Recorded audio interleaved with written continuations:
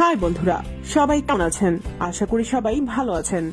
আজকে আপনাদের সাথে যে বিষয়ে আলোচনা করব তা হচ্ছে মেয়েদের বাম স্তন চুষলে কি মেয়েরা আনন্দ পায়। এই বিষয়ে আমাদের অনেকেরই ভুল ধারণা রয়েছে।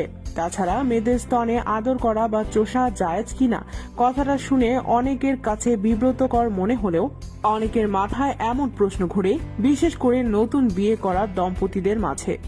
তারা লজ্জায় অনেকের কাছে বলতে পারে না এবং এই বিষয় নিয়ে অনেক দ্বিধাদ্বন্দ্বে থাকে।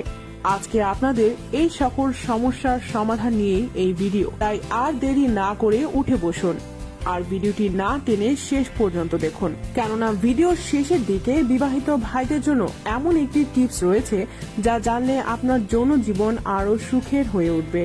মেয়েদের স্তন সবসময়ের মতোই ছেলেদের কাছে আকর্ষণীয়, আর তা কেন ছেলেরা নিজেরাও জানে না।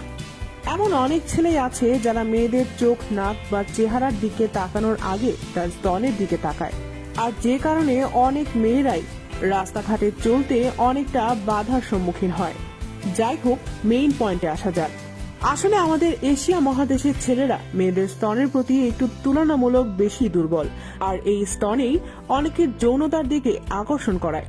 তবে আজকে আমরা জানবো মেয়েদের কোন স্তনে আদর করলে মেয়েরা বেশি উত্তেজিত হয়। তবে তার আগে আমাদের জানা উচিত মেয়েদের স্তন মানে স্বামী কি তার স্ত্রীর স্তন চুষতে বা আদর করতে পারবে কিনা, ইসলামে তার জায়েজ কিনা। এক ভাই একজন ইসলামিক চিন্তাবিদকে প্রশ্ন করেছিলেন, আচ্ছা শায়েখ, আমি একজন বিবাহিত পুরুষ, আমার একটা প্রশ্ন হচ্ছে, আমি কি আমার স্ত্রীর স্তন চুষতে পারবো বা আদর করতে পারবো, তা কি জায়েজ? তিনি জবাব দিয়েছিলেন, জায়েজ। তবে স্ত্রীর স্তনে যদি দুধ থাকে তাহলে স্বামীকে সতর্ক থাকতে হবে যেন দুধ মুখে না আসে, সেক্ষেত্রে চোষণ থেকে বিরত থাকা উচিত।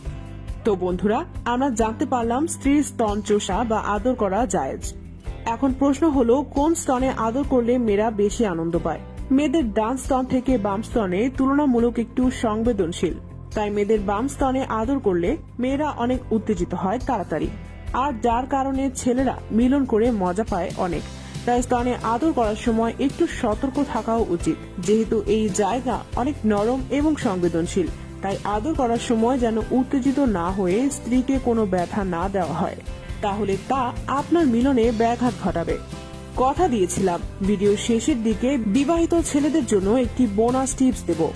বিবাহিত ছেলেরা স্ত্রীর সাথে মিলন করার সময় যখন আপনার ইচ্ছে হবে মিলনের জন্য কিন্তু আপনার স্ত্রী কোনো মুড না থাকে, তাহলে কোনোভাবেই ওই দিন আপনার সঙ্গীর সাথে মিলন করবেন না, কেননা ওই দিন জোর করে মিলন করা বা সঙ্গীর ইচ্ছার বিরুদ্ধে মিলন করা উচিত না, এবং এই মিলনের ফলে আপনি পরিপূর্ণ তৃপ্তি পাবেন না।